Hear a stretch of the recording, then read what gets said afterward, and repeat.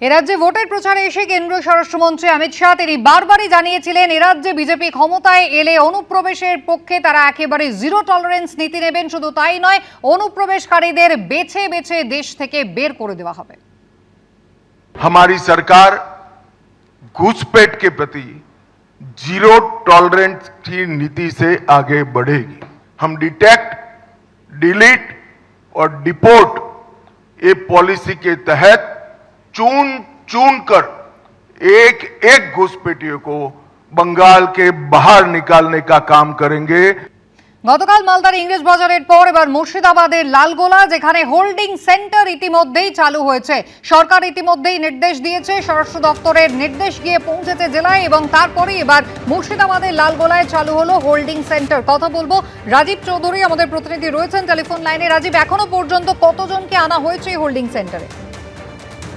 কুসুমিতা, লালগোলার পদ্মা ভবন একটি কোঅপারেটিভের তাদের আবাসন, সেখানে এই ইতিমধ্যে 5 জনকে রাখা হয়েছে এবং যেটা পুলিশ সূত্রে জানা যাচ্ছে 5 জনই বাংলাদেশি।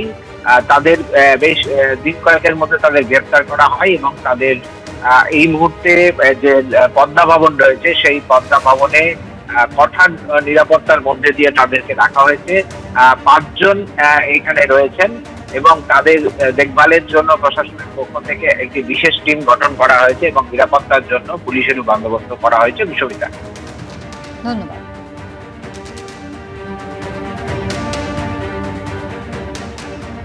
মুর্শিদাবাদের লালগোলার ছবি দেখলেন। গতকালই মালদার ইংরেজ বাজার, সেখানে হোল্ডিং সেন্টার চালু হয়েছে, যেখানে 9 জন বাংলাদেশিকে রাখা হয়েছে, যার মধ্যে 3 জন মহিলা সহ 6 জন নাবালক নাবালিকা রয়েছে। 9 বাংলাদেশিকে গাজল থেকে আনা হয়।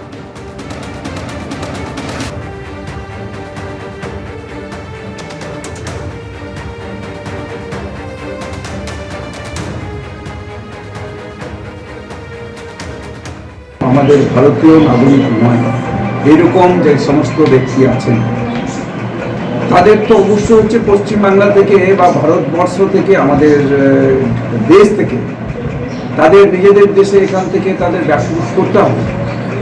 এটা তো খুবই জরুরি। প্রথম হচ্ছে আমাদের রাজ্যকে সুরক্ষিত করব, আমাদের দেশকে সুরক্ষিত করব। যা এতদিন ধরে তৃণমূল কংগ্রেস যা আমাদের রাজ্যটাকে ওই রোহিঙ্গাদের, সন্ত্রাসবাদীদের, জিহাদিদের একটা করিডোর হিসেবে ব্যবহার করার সুযোগ করে দিয়েছিল। অন্তত ইনফিল্ট্রেশনরা ভয় পাবে, সন্ত্রাসবাদীরা ভয় পাবে। দেখুন, এটা নাগরিকত্ব দেওয়া বা অবৈধ প্রবেশ কমপ্লিটলি কেন্দ্র সরকারের হাতে। কেন্দ্র সরকারের কাছে নিশ্চয়ই কোনো তথ্য এসছে, তারা এটা করছে। সত্যিকারের যারা বিদেশি বা ইনফিল্ট্রেটস, তাদের বিরুদ্ধে শাস্তি হোক, কিন্তু যারা ভারতের নাগরিক তাদের বিরুদ্ধে যাতে এই ধরনের দমন-পীড়ন না হয়। জেলায় জেলায় হোল্ডিং সেন্টার চালু করা নিয়ে কি বলেন বিজেপি বিধায়ক সজল ঘোষ, দেখুন। ফুল বেলপাতা দিয়ে বাংলাদেশে পাঠানোই উচিত। তাদের হাতে ফুল বেলপাতা, ফেয়ার অয়েল, মিষ্টি, ছাতা, এগুলো সব দিয়ে পাঠিয়ে দিলেই ভালো। আপনি বলুন না, আপনার দেশে বাংলাদেশি কেন থাকবে? বাংলাদেশি কি আপনাকে রাখবে? যে কোনো দেশ, যে দেশের বাসিন্দা নয়, আপনি আপনার বাড়িতে রাখেন না, তো অন্য দেশের লোক, এবং তারা ফিরতে চায়, তাদেরকে আর কি করে কেন জোর করবেন? পাঠিয়ে দিন। ডিটেক্ট, ডিলিট এবং ডিপোর্টের কথা যেমন কেন্দ্রীয় স্বরাষ্ট্রমন্ত্রী অমিত শাহ বারবার বলেছেন, ঠিক একইভাবে শুভেন্দু অধিকারী, রাজ্যের মুখ্যমন্ত্রী, তিনি এই প্রসঙ্গে কি জানিয়েছিলেন 24 তারিখ, দেখুন। মানুষ চায় বাংলায় ভারতীয়রা থাকুক, অভারতীয়রা বাংলার বাইরে চলে যাক। আমরা এই কাজ করব। মানুষ চায় সীমান্ত সুরক্ষিত হোক। এসআইআর চলাকালীন যে ছবি দেখা যাচ্ছিল বাংলাদেশ সীমান্তবর্তী জেলাগুলিতে, যেখানে বাংলাদেশে ফেরার হিড়িক পড়ে গিয়েছিল মানুষের মধ্যে, এবার ভোট মিটতেই এবং হোল্ডিং সেন্টার চালু হওয়ার নির্দেশ জারি হতেই সেই ছবির পুনরাবৃত্তি হচ্ছে। উত্তর 24 পরগনা স্বরূপনগরের হাকিমপুর সীমান্তের ছবি দেখছেন। কাতারে কাতারে মানুষ কিন্তু এখানে এখনো অপেক্ষা করছেন যত দ্রুত সম্ভব বাংলাদেশে এরা ফিরে যেতে চান। কথা বলবো, আমাদের প্রতিনিধি সমীরণ পাল রয়েছেন আমাদের সঙ্গে। সমীরণ, ঠিক এসআইআর এর সময় এই ছবিটা দেখা গিয়েছিল, ইতিমধ্যেই এসপিডিএমদের কাছে নির্দেশ পৌঁছে গিয়েছে স্বরাষ্ট্র দপ্তরের হোল্ডিং সেন্টার তৈরির, সেই কারণেই কি এই সক্রিয়তা, এই তৎপরতা? দেখো কুসুমিতা, উত্তর চব্বিশ পরগনা জেলার বিস্তীর্ণ এলাকায় ভারত বাংলাদেশ সীমান্ত রয়েছে। ঠিক যখন এশিয়ার পর্ব চলছিল তখন আমরা দেখেছিলাম যে বসিরহাটের স্বরূপনগরের হাকিমপুর সীমান্তে বাংলাদেশে ফিরে যাওয়ার হিড়িক। সেই সময় দেখা গেছে যে দেশের বিভিন্ন প্রান্ত, রাজ্যের বিভিন্ন প্রান্ত থেকে বাংলাদেশি নাগরিকরা যারা 4 বছর, 5 বছর, 6 বছর, 7 বছর, 15 বছর ধরে এই দেশে বসবাস করছিল, তারা যেহেতু ভারতীয় নথি না থাকার কারণে এসআইআর পর্বের সময় তারা বাংলাদেশে ফিরে গেছিলেন এবং সেখানে দেখা গেছিল যে ভোর থেকে লম্বা লাইন হাকিমপুর সীমান্তে এবং তারপর দীর্ঘক্ষণ অপেক্ষা এবং বিএসএফ এর তরফ থেকে তাদের সমস্ত নথি পরীক্ষা করার পর বাংলাদেশের বিজেপির হাতে তুলে দেওয়া হচ্ছিল।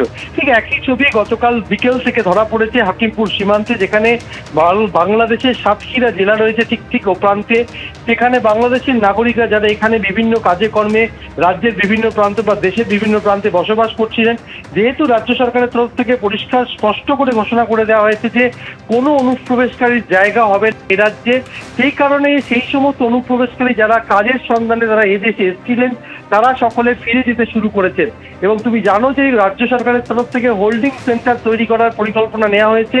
সেক্ষেত্রে উত্তর চব্বিশ পরগনা জেলায় কোথায় হোল্ডিং সেন্টার তৈরি হবে এখনো পর্যন্ত জেলা প্রশাসনের তরফ থেকে স্পষ্ট করে জানানো হয়নি।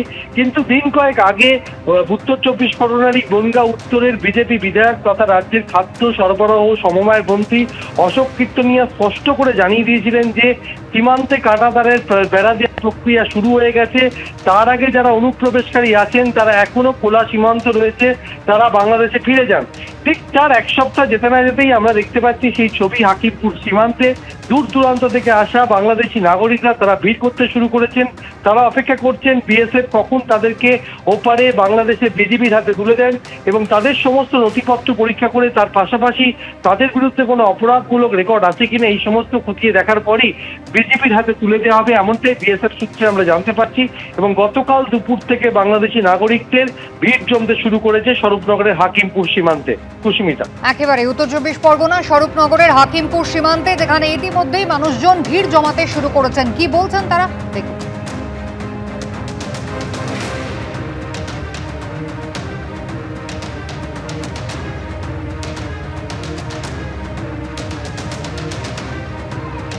স্বরূপনগরের ছবি আপনারা দেখতে পাচ্ছেন। ঠিক এই ছবি আমরা দেখেছিলাম যখন এসআইআর চলছিল এবং সেই সময় বহু মানুষ তারা ক্যামেরার সামনে দাবি করেছিলেন যে এখানে আসার পরে তৃণমূলের উদ্যোগে তাদের ভোটার কার্ড, আধার কার্ড তৈরি করে দেওয়া হয়েছিল এবং সেই সময় তারা যত দ্রুত সম্ভব বাংলাদেশে যাতে নিরাপদে ফিরে যাওয়া যায় তার জন্য এখানে দীর্ঘক্ষণ অপেক্ষা করতেন।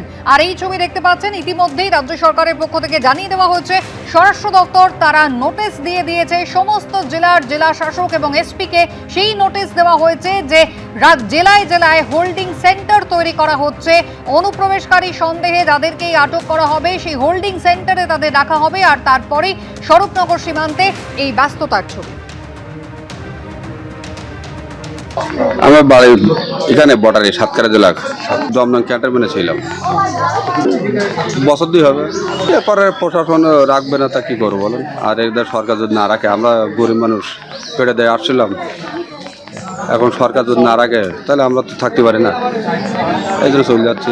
এই জন্য 1 বছরের মতন আসছি, বাংলাদেশে যাচ্ছি। এই সাতক্ষীরা থেকে পার হলাম এই নিচে দিয়ে হারিয়ে আসলাম। এই 1 বছরের মতন ছিলাম, এখন চলে যাচ্ছে। কাগজ পুরানো ভাঙড়ির কাজ করতাম না, এখানে কোনো কাগজপাতি নেই।